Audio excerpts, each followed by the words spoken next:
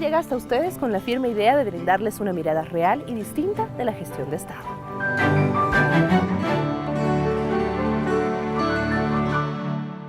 Hoy conoceremos la trascendencia de la Biblioteca y Archivo Histórico de la Asamblea Legislativa Plurinacional y acompañaremos a nuestro vicepresidente Álvaro García Linera, quien visitó Cobija y Cochabamba para entregar viviendas a sus pobladores.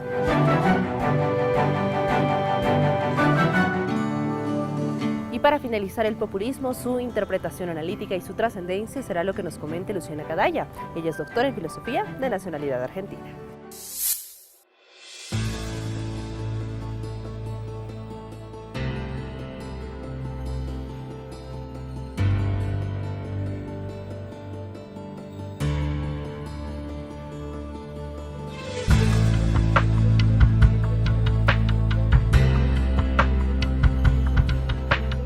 Somos el repositorio oficial del órgano legislativo, pero también tenemos como visión ejecutar y planificar toda la política bibliotecaria y archivística dentro de lo que es el órgano legislativo y a partir de eso desarrollar otras actividades que nos ayuden justamente no solo a llegar a legisladores, sino al público en general, porque nuestra institución, la institución de la cual depende la Biblioteca y Archivo Histórico, es una institución pública al servicio de la sociedad en general.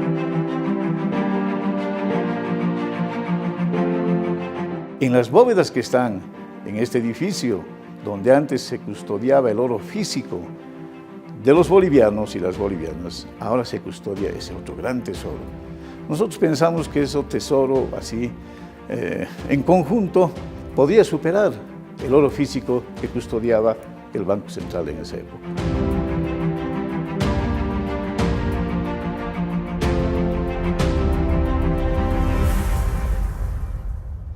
Podría decir que soy un cancerbero de toda esta documentación porque si retrocedemos al tiempo de 1988, sabes, era yo un estudiante de bibliotecología.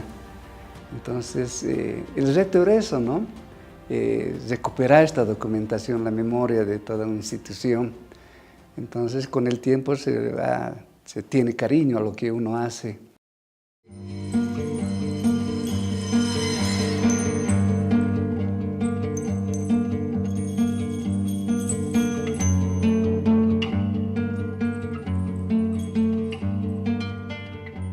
A fines del siglo XIX se suscita en Bolivia un acontecimiento que traerá muchas consecuencias. Me refiero a aquel episodio que la historia llama la Guerra Federal. El resultado no fue precisamente un sistema federal, sino el traslado de dos poderes del Estado a la ciudad de La Paz, el poder ejecutivo y el poder legislativo.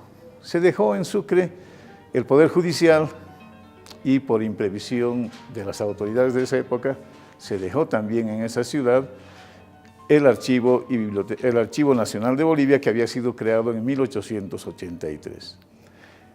Se quedó también allá la Biblioteca Nacional, que tiene una data más antigua, prácticamente en los inicios de la República. Y de esa manera se decidió dar un paso fundamental con la creación de una biblioteca al servicio del poder legislativo de esa época.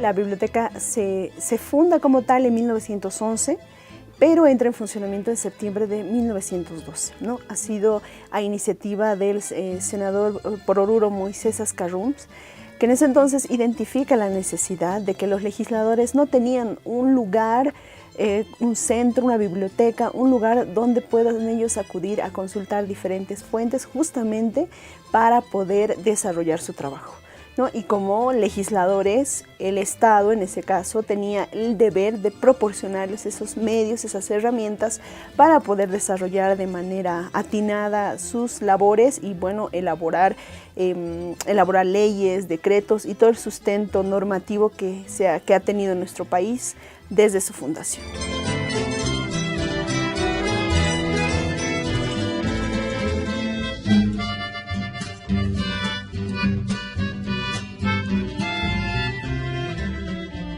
Cuando Arturo Villanueva construye este edificio, construye una bóveda inexpugnable, un verdadero búnker, a prueba de todo, de terremotos, de asaltos, de incendios, para custodiar ahí el oro físico de los bolivianos y las bolivianas de esa época. Pero cuando se crea la Biblioteca y Archivo Histórico, nosotros decidimos usar esas bóvedas para concentrar a su interior los tesoros bibliográficos que nos habían legado hombres y mujeres de esa época. Entre sus joyas documentales podemos encontrar una variedad de documentos sumamente importantes, ¿no? Como por ejemplo ser la primera Asamblea Constituyente del año 1826, las partituras originales del himno nacional, estrenada en un 15 de noviembre del año 1845. Después tenemos cartas, por ejemplo, firmadas por Simón Bolívar, cartas originales, después cartas de la época del Cerco a la Paz de Tupac Katari, 1781, cartas de Sucre, de la Confederación Perú-Boliviana y un facsímil del diario del Che Guevara. Y fuera de esos documentos sumamente antiguos, también tenemos documentos que han sido documentos reservados de la Guerra del Chaco, ¿no? Que también se ha encontrado en el año 1988, hay botado en el sótano, ¿no? Más o menos son aproximadamente más de 5.000 documentos que eran reservados hasta esa época, que ahora ya lo tenemos en nuestro archivo histórico, ya todo clasificado, catalogado.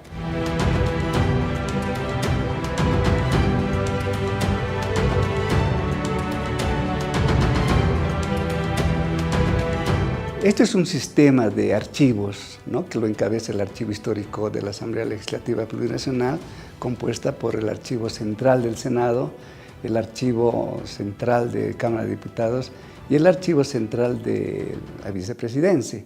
Además, tenemos casos urticantes en la política nacional, el caso Huanchaca, narcovínculo, narcoavión. También hemos recibido una solicitud de la Comisión de la Verdad sobre el juicio de responsabilidades a Hugo Banzer Suárez, a Luis García Mesa. Esa documentación se ha proporcionado en un número aproximado de unos 4.300 fotocopias. Hace un mes llegó hasta acá la Comisión de la Verdad. Y en esa oportunidad nosotros entregamos los documentos sobrevivientes de una dictadura. La dictadura del general Hugo Banzer Suárez. Cuando los grupos paramilitares asaltan las instituciones del Estado, la primera institución en que es intervenida es el Congreso Nacional y ahí se destruyen todas las grabaciones del juicio de responsabilidades. No existe una sola cinta. Se destruyen todas las documentaciones que se habían generado. Pero por azares de la vida, no hay crimen perfecto, sobrevive un expediente con documentos muy importantes sobre esa dictadura, que fue precisamente lo que en copias entregamos a la Comisión de la Verdad.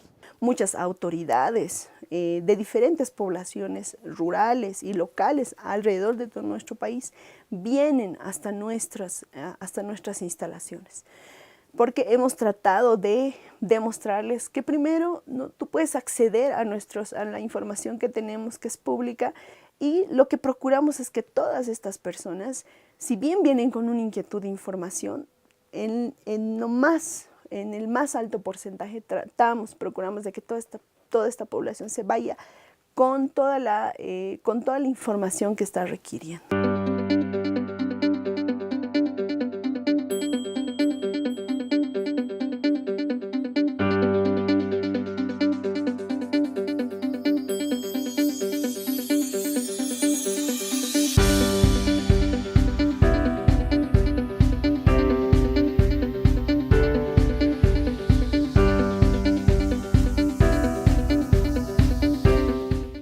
La hemeroteca es una de las colecciones más consultadas por estas personas, porque a través de los periódicos podemos ir retratando día tras día. Los periódicos se ordenan cronológicamente, como todos sabemos, cuáles son los sucesos más importantes que han construido nuestro país, ¿no?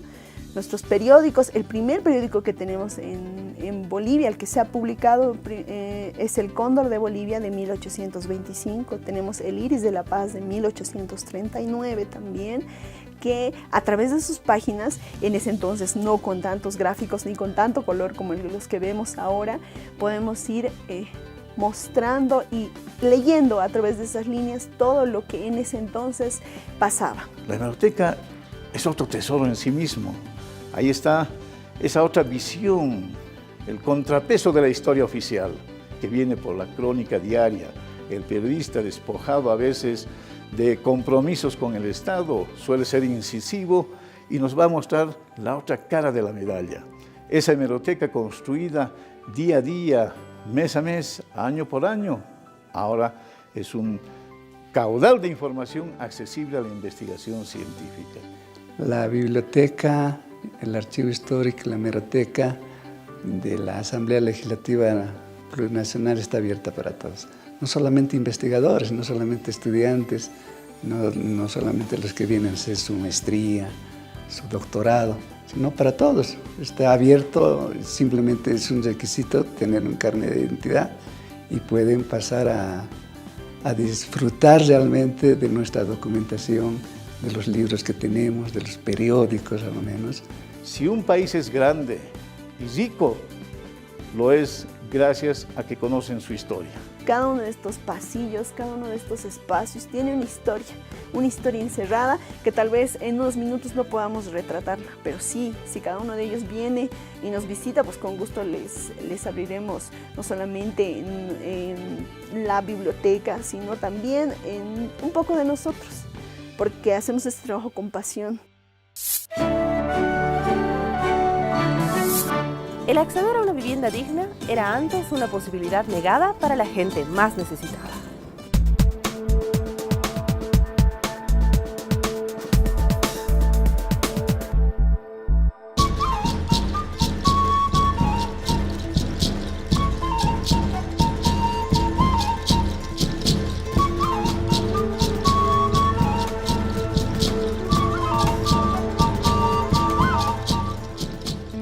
Era una sola, vivíamos todos ahí en un solo cuartito.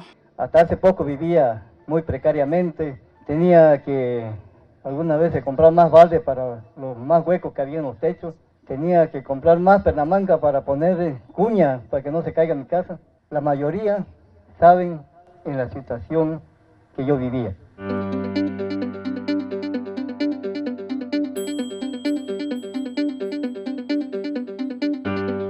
El día de hoy estamos entregando 22 de estas hermosas casitas.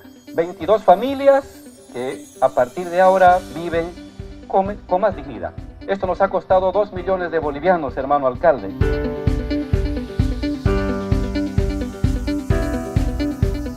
Gracias a la recuperación de todos nuestros recursos es que se hace realidad muchos sueños de todos los bolivianos. Y este es uno más, un programa que viene a ayudar a personas que por ahí les cuesta juntar un dinerito y decir me voy a comprar mi casa o mi terreno por ahí.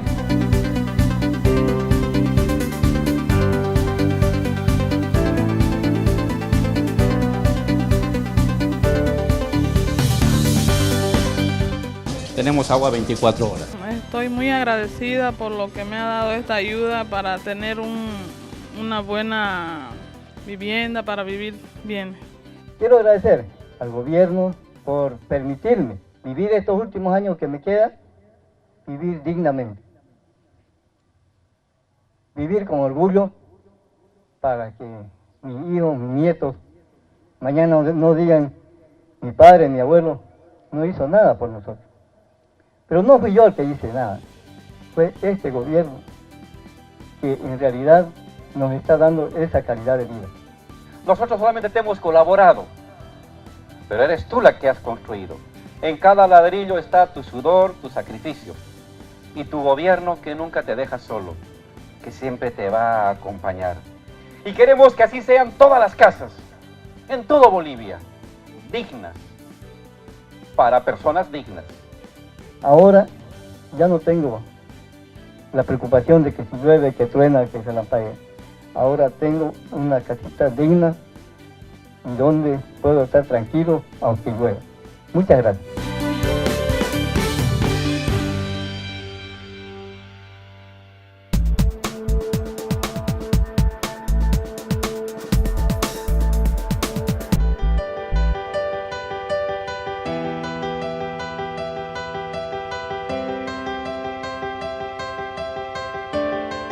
Es un barrio nuevo donde viene gente que ya tenía su pequeña vivienda. ¿Qué hemos hecho? Hemos ampliado vivienda. Primero yo llegué a Villa Israel soltera y me casé, tuve 4 hijos. Entonces que me casé y me quedé sola, ¿no? Porque su papá de los chicos nos abandonó hace 12 años. Entonces nos hemos quedado en alquiler con deuda. ¿Qué voy a hacer? ¿Dónde voy a ir? No tengo ni un techo, no tengo ni 10 centavos. Con 4 hijos salir adelante es triste. Al mismo tiempo tomar los 2 roles es difícil porque hay que ser fuerte, firme. En realidad Dios ha sido grande, que me compré este lotecito a crédito y me construí un cuartito.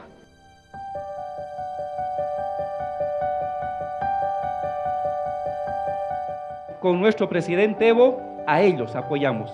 Madres solteras, madres abandonadas, familias con personas con discapacidad, familias con personas de tercera edad, y luego de ahí vamos mejorando. Yo agradezco al presidente Evo por esta vivienda social, que en realidad yo me he sorprendido y estoy feliz. Ahora sí, ya hemos ampliado ¿qué se llama? Dormitorio, cocina y baño. Y vamos a seguir haciendo más viviendas para Cochabamba y para los barrios que más necesitan, como nuestra Pucara Grande. Durante 12 años yo he trabajado, he sacado adelante a mis 4 hijos, y ahora yo con esta vivienda social yo me alegro. Igualmente yo les agradezco a todos los que están presentes y me alegro. Qué bien que nos ha visitado. Gracias por todo. Le doy gracias a Dios, igualmente al señor vicepresidente. Gracias por todo.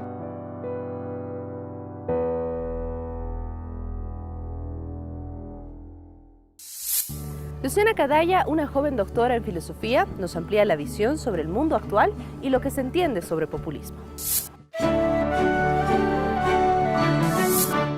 Bienvenida a Bolivia y a Puerta Abierta, Luciana, gracias por acompañarnos. Vale, muchas gracias por la invitación, estoy muy contenta de estar aquí.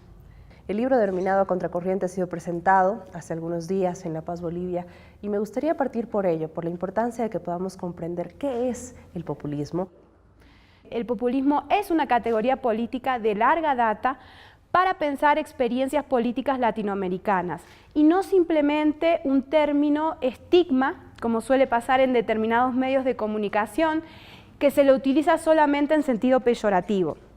Y la particularidad de esta categoría política, a mi entender, es muy sencilla y permite pensar el vínculo entre lo popular y la institucionalidad. Es decir, cómo se generan ciertas formas de instituciones a partir de una conexión con lo popular.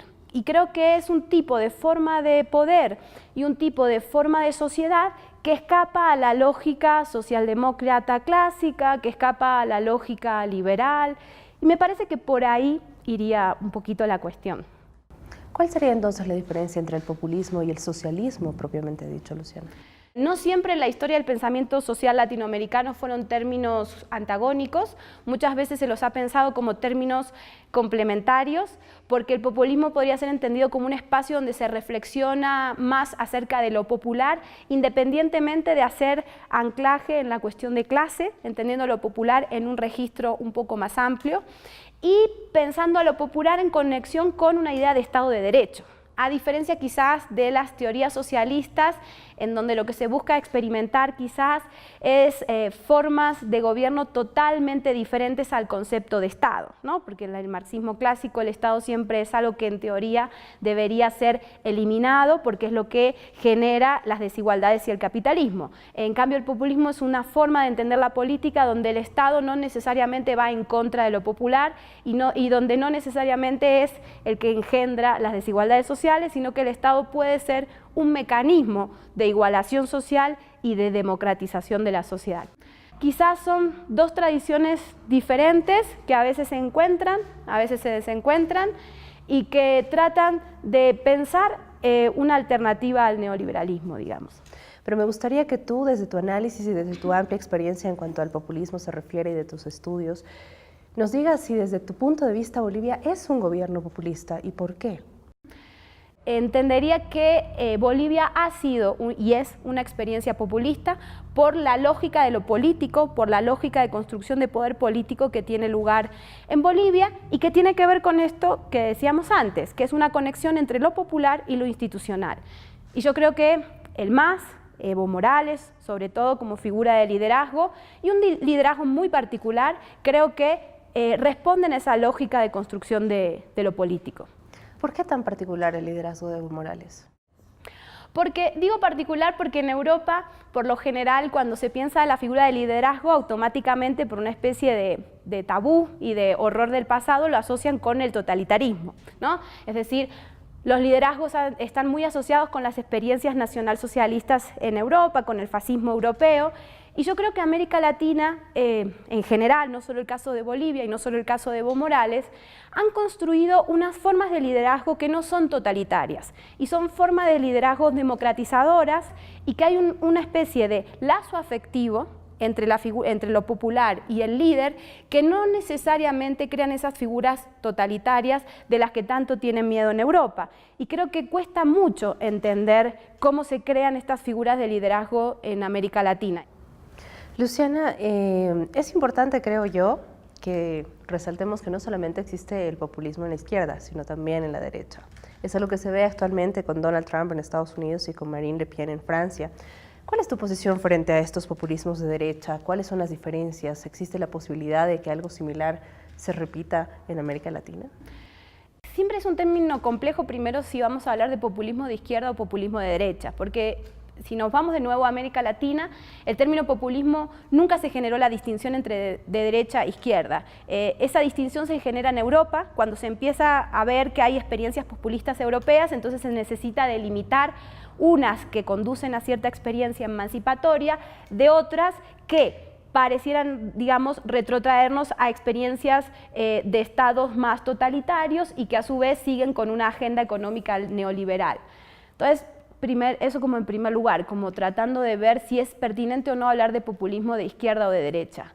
Pero más allá de si es esa la distinción o no, sí es verdad que están teniendo lugar, como muy bien decís vos, formas distintas de populismo, ¿no? Decíamos recién que es una lógica de construcción de lo político, es una lógica de construcción de lo político que apela a lo popular y que apela a lo popular en términos afectivos, en el sentido de que hay una identificación entre los sectores populares y quienes están tratando de liderar un cambio en la forma de gobierno. Lo que pasa es que hay determinadas experiencias populistas que en esa búsqueda, digamos, se trata de plantear la posibilidad de pensar la emancipación, la democratización y buscar alternativas al neoliberalismo y al capitalismo, frente a otras tendencias populistas como la de Trump o como la de Marine Le Pen, en donde se apela a lo popular, pero para luego generar un reforzamiento, por decirlo en términos clásicos, oligárquicos. Es decir, apelo a lo popular, pero una vez que estoy en el poder, lo que voy a hacer es reforzar los mecanismos de gobierno que van a seguir generando las desigualdades sociales por las cuales esos sectores populares me votaron. Creo que por ahí iría la distinción. Entonces, ¿es posible que en América Latina se repita algo similar? Los retrocesos en términos de volver a estados con grandes brechas de desigualdades sociales, como parece tener lugar en Brasil o en Argentina, inevitablemente sucede, pero eso no significa que las posibilidades de pensar una alternativa, no solo latinoamericana, sino como ejemplo para el mundo, puede seguir teniendo lugar. Luciana, ya para finalizar y partiendo otra vez, digamos, desde el principio de la presentación del libro A Contracorriente, donde muchos de los autores, entre ellos tú, ¿cómo crees que se puede llevar estos materiales académicos para que contribuyan en lo mediático, en lo social, en lo cotidiano? Pertenecemos a una generación, digamos, de estudiosos que estamos intentando hacer eso, y hay muchos otros como nosotros que están haciendo lo mismo y que están creando pensamiento latinoamericano y que ponen estos libros a circular en las universidades y también ponerlos a circular en espacios sociales como centros culturales, espacios de organización política. Y me parece que eso sí puede contribuir. Y además entender algo muy sencillo que lo decimos en el prólogo del libro, y es cuando nace la experiencia del comunismo, todas las potencias de derecha estigmatizaban el término porque sabían que ahí estaba la semilla de un cambio real. Y ahora con el populismo sucede lo mismo, estigmatizan el término porque saben que a nivel discursivo y a nivel político es una de las pocas experiencias narrativas que suponen alterar el mapa del neoliberalismo actual. Entonces, entendiendo eso, teniendo paciencia, siendo críticos, solidarios, generosos e igualitarios, ¿cómo podemos colaborar a contribuir a pensar diferente? La interpretación de los procesos políticos actuales debe ser honesta y consciente para no caer en superficialidades. Recuerde que puede seguirnos a través de nuestras redes sociales y que el reprise va todos los sábados a las 17:30 por este mismo canal. Esto fue A Puerta Abierta.